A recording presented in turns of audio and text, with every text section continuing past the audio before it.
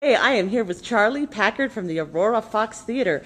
Charlie, you picked a really interesting show to begin the season. Tell me a little bit about that. Yeah, Something Wicked This Way Comes, Ray Bradbury. We'd been looking for a long time for something spooky, a thriller, Halloween show, and I wasn't a Bradbury fan before this script turned up. And then it was clear that it hadn't been produced very many times. We started studying it, and it was okay. Then I studied the novel and realized all the little bits that are appearing from the novel, just in single words or stage directions in the script. Beautiful adaptation. So from there we were pretty much hooked. And Ray Bradbury did the adaptation himself, is that correct? Yeah, and that's so rare to get something, to get a novelist to do their own stage adaptation. And Bradbury actually feels very strongly about stage and about how the strengths of the stage versus the novel. So he really, when you put it on its feet, you can really feel how right he was in the adaptation. That's exciting. Now, what's the story about? It's two boys, Will and Jim. They're both 13 years old, about a week away from turning 14, and sort of all that adolescent baggage that goes with that birthday in particular. Evil carnival comes to town and tries to steal their souls. Ooh, spooky. Spooky. Now, I understand you talked to Mr. Bradbury about the production? We did. I mean, the script is so full of such wonderful spectacle and special effects. We especially wanted his opinion on how to do that and sort of what level of realism is important to telling the story, and then finding the real nuggets of exactly what we should focus on. That's exciting. And when he was there, he told you a story about Mr. Electrico. You were telling me that earlier. What's that about?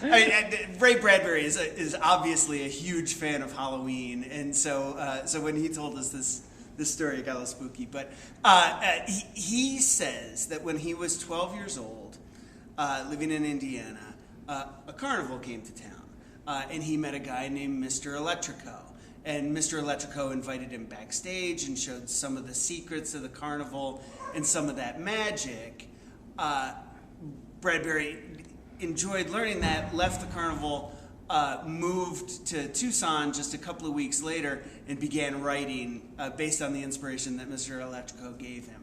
That was when he started writing, and at 90 years old when we met him, he was still writing. Wow. So he started this story when he was 12 years old. And you just met him at 90, and he's having this play. I could see as soon as I had asked That's you about Mr. Electrico, exciting. your eyes lit up and were, Oh, yeah, God, you yeah, remember yeah, that yeah. like that was yesterday, don't you? Oh, it was yesterday. Yeah. And that's when you started writing. Was it about age 12? I started working a week after meeting Mr. Electrico. I went to Tucson, Arizona with my parents, and I began to write there. Well, I have to tell you that for me, this is probably a bit of a Mr. Electrico moment for me. Oh, To get to let meet me you. touch you. To, You are blessed. thank you. Thank you. Jen, would you take a picture? We would very much like you to come and see Something Wicked This Way Comes by Ray Bradbury, adapted for the stage by Ray Bradbury. The show, of course, opens October 1st and runs through Halloween. October is a rare month for boys. Call the box office 303-739-1970 or aurorafox.org.